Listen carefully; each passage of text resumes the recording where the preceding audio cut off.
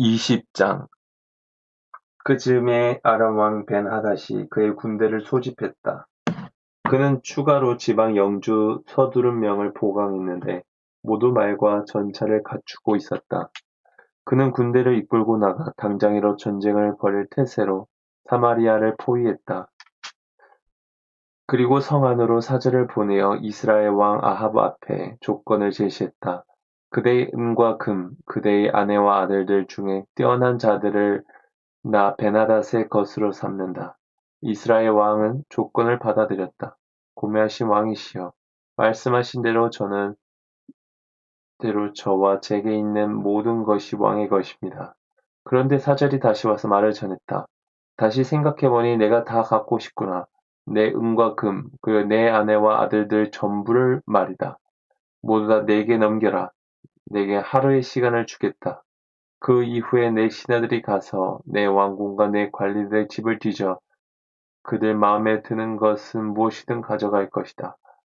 이스라엘 왕은 지파의 모든 원로들과 회의를 열었다. 그가 말했다. 어찌 이럴 수 있단 말인가? 그는 시비를 걸고 있어. 내 아내와 자식들을 전부 달라니 나를 빈털터리로 만들려는 속셈이요. 내가 이미 값을 두둑히 치르기로 했는데 말이오. 백성의 지지를 받고 있는 원로들이 말했다. 그의 말에 굴할 것이 전혀 없습니다. 한치도 양보하지 마십시오. 그래서 이스라엘 왕은 베나닷에게 사절을 보냈다. 내 고매하신 주인에게 이렇게 전하여라. 왕께서 처음 요구한 조건에는 내가 합의했으나 이번 경우에는 그럴 생각이 전혀 없습니다. 사절이 돌아가서 그대로 보고했다.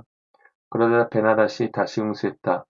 사마리아의 잔의 더미 외에 남는 게 있다면 신들이 내게 천벌을 내리고 또 그보다 중한 벌을 내리실 것이다. 이스라엘 왕이 대받아쳤다. 잘 생각해 보십시오. 싸움이란 시작하기 쉬워도 끝내기는 어려운 법입니다. 이 전가를 들을 때 베나닷은 야전 막사에서 영주들과 거한 술판을 벌이고 있었다. 시중에 그가 신복들에게 지시했다. 그들을 쫓아가라. 그래서 그들의 성을 공격했다. 바로 그때 한 예언자가 홀로 이스라엘 왕 아합을 찾아와 말했다. 하나님의 말씀입니다. 너는 이 무리를 잘 보았느냐? 자, 다시 보아라. 내가 오늘 그들을 내게 넘겨주겠다. 그러면 너는 내가 하나님인 것을 한치의 의심도 없이 분명히 알게 될 것이다.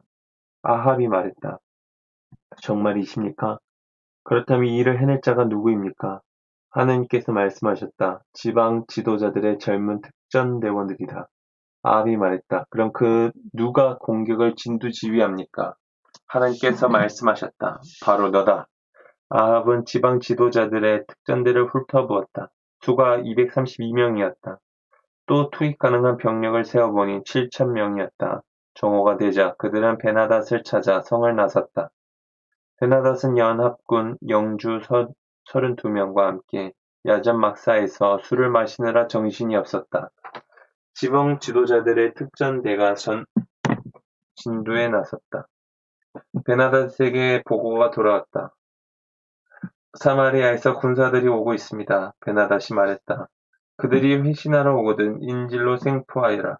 싸우러 왔더라도 똑같이 인질로 생포하여라.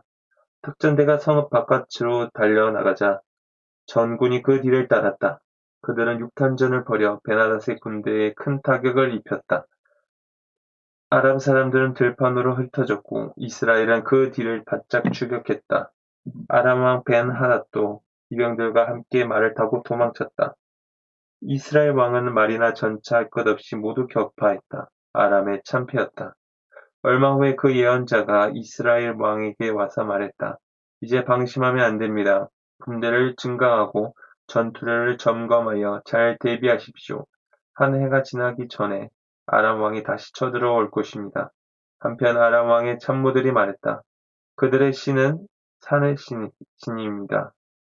산에서는 우리에게 승산이 없습니다. 그러니 평지에서 붙어야 합니다. 평지라면 우리가 유리합니다. 전략은 이렇습니다. 각 영주를 지도자 자리에서 빼고 노련한 지휘관으로 대체하십시오. 그리고 지난번에 탈주한 군대 규모에 맞먹는 전투부대를 징집하되 말은 말대로 전차는 전차대로 보충하십시오. 그런 다음 평지에서 싸우면 틀림없이 우리가 그들을 이길 것입니다. 왕은 그 말을 좋게 여겨 그들의 좋은 대로 했다. 새해가 되자 베나닷은 아람 군대를 다시 집결시켰고 이스라엘과 전쟁을 벌이려고 아벡으로 올라갔다. 이스라엘 군대도 싸울 준비를 하고 출정하여 아람 군대와 마주쳤다. 그들은 아람 앞에서 두 진으로 전투 대응을 이루었는데 마치 두 염소떼 같았다. 평지는 아람 사람들로 들끓고 있었다. 바로 그때 거룩한 사람이 이스라엘 왕에게 다가와 말했다. 이것은 하나님의 말씀입니다. 아람 사람이 말하기를 하나님은 산의 신이지 골짜기의 신은 아니다 라고 했으니 내가 이 큰 무리의 군대를 내게 넘겨주겠다. 그러면 너는 내가 하나님인 것을 알게 될 것이다. 양쪽 군대는 7일 동안 대치 상태로 있었다. 7일째 되던 날에 전투가 벌어졌다. 이스라엘 사람들은 하루 만에 아람 보병 10만 명을 죽였다. 나머지 군대는 필사적으로 달아나 아벡성으로 돌아갔으나 생존자는 2만 7천 명 위로 성벽이 무너졌다. 베나닷은 성 안으로 피하여 골방에 숨었다. 그러자 참모들이 그에게 말했다. 우리가 듣기로 이스라엘 왕들을 신사적이라고 합니다. 그러니 우리가 낡은 담뱃자루를 걸친 뒤 주전의 백기를 들고 이스라엘 왕 앞에 나가면 어떻겠습니까? 혹시 그가 왕을 살려줄지도 모르지 않습니까? 그래서 그들은 그렇게 했다. 그들은 낡은 삼뱃자루를 걸치고 백기를 들고 이스라엘 왕에게 가서 말했다. 왕의 종 베나닷이 부디 나를 살려주십시오 하고 말했습니다. 아합이 말했다. 그가 아직 살아있다는 말이냐? 살아있다면 그는 나의 형제다. 그들은 그것을 좋은 징조를 여기고 모든 일이 다 잘 될 거리라고 결론을 지었다. 베나닷은 두말을 할 것 없이 당신의 형제입니다. 왕이 말했다. 가서 그를 데려오너라. 그들은 가서 전차로 베나닷을 데려왔다. 아합이 말했다. 나는 내 아버지가 당신 아버지에게 빼앗은 성읍들을 돌려줄 용의가 있어. 또 내 아버지가 사마리아에 한 것처럼 다마스쿠스에 당신 본부를 두어도 줬소. 내가 당신을 호위하여 고국으로 보내드리겠소. 그러고서 그는 베나닷과 언약을 맺고 그를 전송했다. 예언자들 가운데 한 사람이 옆에 있는 사람에게 말했다. 하나님의 명령이니 그분을 위해 나를 쳐서 상처를 입게 하여라. 그러나 그 사람은 때리라고 하지 않았다. 그 예언자는 그에게 말했다. 내가 하나님의 명령에 순종하지 않았으니 이 자리를 떠나자마자 사자가 너를 공격할 것이다. 그 사람이 그 자리를 떠날 때 떠나기가 무섭게 사자가 나타나서 그를 공격했다.